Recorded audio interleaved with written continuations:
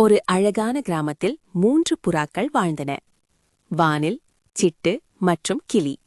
அவர்கள் வானில் மிகவும் வயதானவர், அமைதியானவர், அறிவானவர். சிட்டு இளமையானது, எப்போதும் குறும்பு செய்யும். கிளி வலிமையானது, பெரிய இறக்கைகள் கொண்டது. அவர்கள் அனைவரும் ஒரே குடும்பமாக அன்புடன் வாழ்ந்தனர். ஒருநாள் அவர்கள் தானியம் தேடி வயலுக்கு பறந்தனர். வயல் மிகவும் அழகாக தங்க நிற தானியங்களுடன் இருந்தது.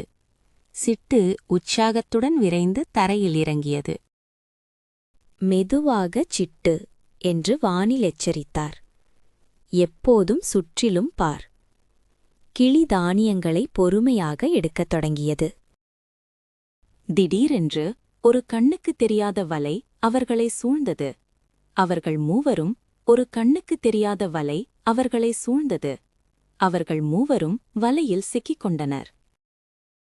சிட்டு பயத்தில் வேகமாக இறக்கைகளை அடித்தது. ஐயோ, என்ன இது என்று கிளி கத்தியது. நாம் மாட்டிக்கொண்டோம். வானில் அமைதியாக வலையை உற்று நோக்கினார். தனித்தனியாக நாம் வெளியேற முடியாது என்றார் வானில்.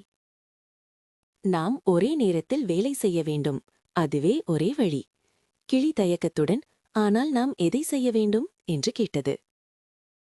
சிட்டு, நீ வேகமாக இருக்கிறாய், நீ மேலே போ என்று வானில் கூறினார். கிளி, நீ வலிமையானவன், நடுவிலிரு என்று வானில் வழிநடத்தினார்.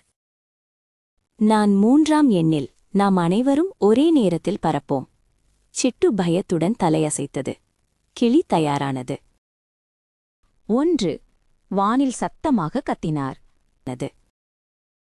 1 வானில் சத்தமாக கத்தினார். 2 அவர்கள் தங்கள் இறக்கைகளை தயாராக வைத்தனர். 3 ஒன்றாக பற, பலத்துடன். அவர்கள் அனைவரும் தங்கள் முழு பலத்தையும் பயன்படுத்தினர். அந்த மெல்லிய வலை அவர்களை பின்தொடர்ந்து மேலே வந்தது. கீழே இருந்த வேடன் குழப்பத்தில் பார்த்தான். புறாக்கள் வலையுடன் பாதுகாப்பான தூரத்திற்கு பறந்து சென்றன. ஒற்றுமையே பலம். தனியாக இல்லாவிட்டாலும் ஒன்றாக எதையும் செய்யலாம். தனியாக இல்லாவிட்டாலும் ஒன்றாக எதையும் செய்யலாம்.